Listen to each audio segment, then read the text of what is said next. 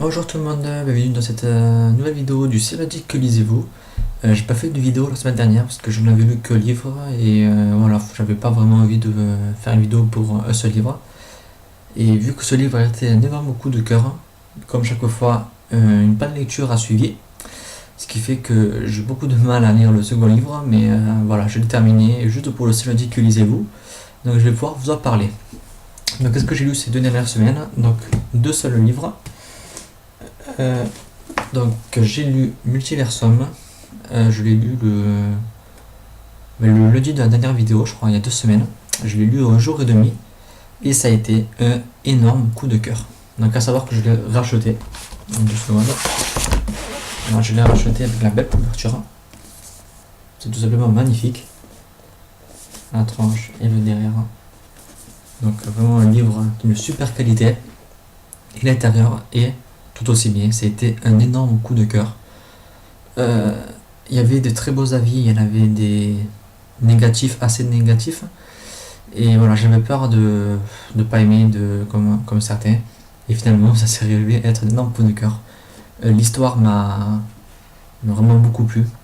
L'histoire de deux jeunes qui se parlent télépathiquement. Tout le monde les croit fous. Et eux ne savent pas vraiment si la personne avec qui ils parlent pendant qu'ils tombent dans les pommes est vraiment réelle ou pas. Jusqu'au jour où ils vont comprendre qu'ils sont vraiment réels. Et ils vont essayer à se rencontrer, ils vont se donner un endroit de rendez-vous. Et tous les deux vont y être, mais ils ne vont pas se voir. Donc ils vont vite comprendre qu'il fait partie de deux mondes parallèles. Et qu'il y a une infinité de mondes parallèles. Et voilà, chacun fait partie d'un de ces mondes, et ils ne peuvent donc pas se voir. J'ai vraiment trouvé ça super. Ce n'est pas qu'une simple histoire d'amour. L'histoire d'amour est vraiment au second plan, voire même au troisième. C'est vraiment l'histoire qui est mise en avant. La fin est vraiment super. La fin est une fin apocalyptique. Alors je m'attendais vraiment à quelque chose de plus simple et finalement la fin est énorme. L'histoire est vraiment super. On peut avoir peur d'être perdu. Moi, quand j'ai commencé, j'avais peur d'être perdu avec l'histoire de tous ces mondes, un peu comme Inception. Et finalement, on comprend tout. Tout est expliqué. Et finalement, on sait toujours où on va. On est perdu en même temps que le personnage. Mais une fois qu'il a compris et qu'on nous explique, on comprend. Je veux dire, il n'y a pas de gros doutes. Bon, bien entendu, il y a des questions qu'on se pose quand même, vu que c'est une trilogie, donc il y a des questions qui sont en suspens. Mais voilà, franchement, le principal est bien expliqué, on comprend, on n'est pas perdu. Le principal du livre est bien expliqué, c'est clair, c'est net. Et voilà, le lecteur n'est pas perdu. Les personnages sont super. Je me suis beaucoup attaché à Alex, ou Axel, à Alex. Je l'ai vraiment beaucoup aimé. J'ai bien aimé le personnage de Jenny. Oui, Jenny. Je l'ai bien aimé, même si elle n'est pas vraiment mise en avant. Donc peut-être par la suite ça ira mieux. Et le personnage de Marco, oui c'est ça, qui est très secondaire comme personnage, mais qui finalement est quand même très évolué. Et il prend vraiment par les sentiments. Et voilà, ce livre a été vraiment un gros coup de cœur. J'ai ressenti beaucoup de choses en le lisant. Et voilà, je ne peux vraiment que le recommander. Donc, pour me remettre de ça, ça a été très très dur, parce qu'une pas de lecture a suivi. Pendant 10 jours, j'ai rélu. Et j'ai quand même réussi à lire ce livre. La carrière de Carpic. Ou Carpix, je sais toujours pas. Donc, moi, il est quand même petit, il fait 300 pages, je crois. 300 à peu près. J'ai bien aimé. Mais pour moi, c'est moins bien que les précédents livres de cet auteur. Donc, pour ceux qui me suivent, vous savez que j'ai lu La Prophétie et Cities de Femmes Pirates. Que j'avais beaucoup beaucoup aimé. Et j'attendais beaucoup de ce livre et finalement je suis un tout petit peu déçu. C'est pas une énorme déception, mais j'ai moins accroché. Disons qu'il y a beaucoup de choses qui sont reprises, tant par le caractère des personnages que par la façon dont l'histoire se développe, etc. Le côté fantastique qui est très très peu utilisé. Voilà, ça fait beaucoup de ressemblances avec Cities qui m'ont pas bloqué, mais qui m'ont moins surpris en fait. L'histoire qui est moins. Comment dire? Elle est moins mise en avant, l'histoire en fait. Je sais même pas quoi vous dire sur ce livre, mais j'ai aimé. Mais voilà, il y a des petites choses qui font que j'ai pas réussi à ressentir les mêmes choses qu'avec ces anciens livres. Aussi, le développement du monde, comment il s'appelle leur monde? Je regarde vite fait. Ah oui, Bakia. Donc il y a la carte là, qui d'ailleurs est très très petite. J'ai pas réussi à lire les noms qu'il y a dessus.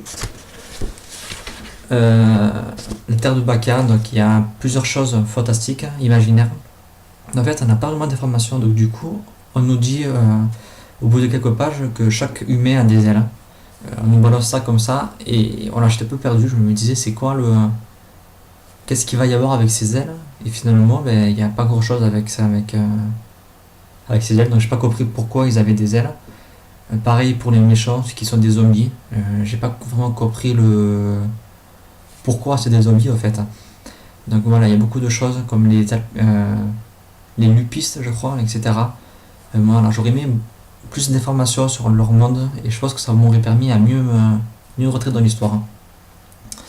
Sinon, oui, les 50, le dernier tiers, je l'ai beaucoup plus apprécié que le début.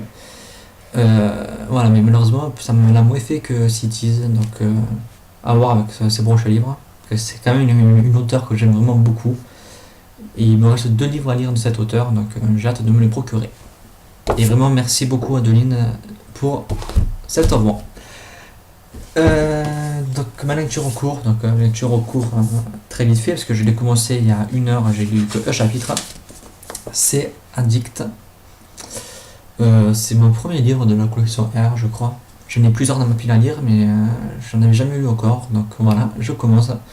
Donc Addict, qui me faisait vraiment très très très envie. Il paraît que c'est quand même très simple à lire, donc pour sortir de ma panne de lecture, ça devrait le faire. Donc il est quand même petit, il écrit assez gros, donc je pense qu'il devrait se lire assez facilement. Je sais pas du tout ce que ça va donner. Certains ont adoré, certains ont détesté. Donc à voir si j'aime. Mais moi je pense que ça doit bien se passer.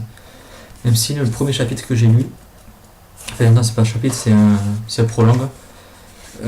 En 10 pages en fait on nous dit ce qui va se passer dans le livre. D'après ce que j'ai compris, c'est la fin du livre. Mais elle nous dit un peu ce qui se passe, donc je vois pas l'intérêt de dire la fin au début.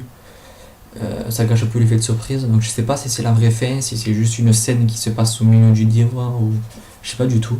Mais voilà, j'espère que c'est pas la fin, parce que sinon c'est la fin avant le début, c'est un peu bête.